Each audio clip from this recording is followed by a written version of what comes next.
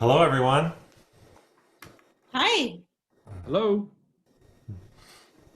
We're here for another midweek update, and we have a couple of good things to share with you. A number of things looking forward for us, and I think Amy, you wanted to start and share a little update about visitation.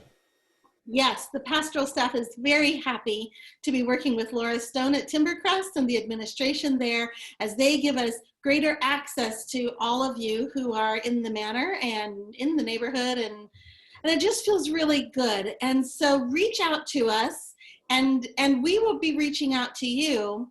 And if you're still not ready for an in-person visit, our feelings won't be hurt. So just let us know, and we will follow all the rules and regulations that are given to us. But we are looking forward to seeing you in your spaces at Timbercrest. Yeah, so that's exciting that we're able to do that, and looking ahead a little bit to Holy Week and some things there. We wanted to give some updates, Kurt. Right. We were talking a little bit about Easter last week, but I just wanted to add something about Easter in particular, and that is, as we look to doing an outdoor in-person service on Easter, one of the things that we've been thinking about is weather possibilities and that kind of thing. And what we'd like to do is we'd like to ask you to keep your calendar open for that day. We won't plan anything over the lunch hour or the dinner hour, but it is possible, depending on the weather, that we might want to move Easter service, Easter worship service from the morning to the afternoon, for example. And if we can all just sort of stay flexible for right now, we hope we can find the right time of the day that we can work around any potential weather issues that we might have. So just keep your calendar open. Easter is April the 4th, and we'll be planning to be in person outside along with live streaming that service. And we'll plan to have the service, I think I said this before, but in the same area where we had some events late last summer and early fall, over on the west side of the pavilion, kind of near the Memorial Garden, facing to the west side of the church. Before we get to Easter, however, we'll have Maundy, Thursday Love Feast.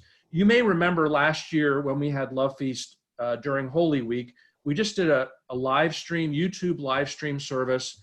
At that time, we were live streaming from the chapel. This year, as we started to talk about it, we think we'd like to do Love Feast on Zoom, with the idea that we could be more interactive in the way that we are in a Love Feast service. There would be some opportunity for conversation, for reflection together, just some more interactive kinds of ways.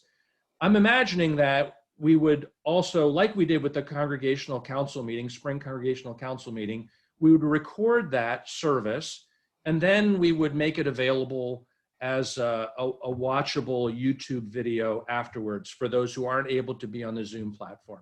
So we'll have more details, more information about that, but just thinking in that direction for Love Feast during Holy Week. There will be lots of other things happening as we move toward better weather and the opportunity to be outside. And Seth, do you want to talk a little bit about that?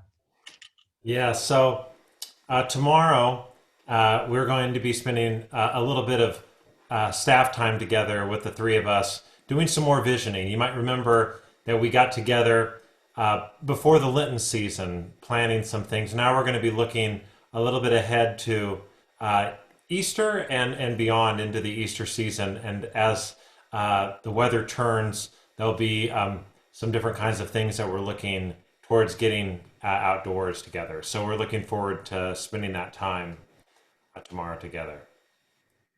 It's really helpful for us to be in those conversations, to be in the same place and to think through those things together. So I always look forward to those times. And when the three of us are together, it feels like some really creative kinds of ideas start to flow. So that's a good time for us to spend together. Yeah, and I'm thankful for everyone who has been sending all these pictures of the different stages of their Lenten bulbs, and continue to send those in, especially for some of those. I know that are a little bit of slow starters, but as they get going here, I invite you to keep sending those along. I'm really appreciating seeing the different stages of beauty and watching those unfold. When you talk about slow starters, you're referring to the bulbs and not to our church members, right?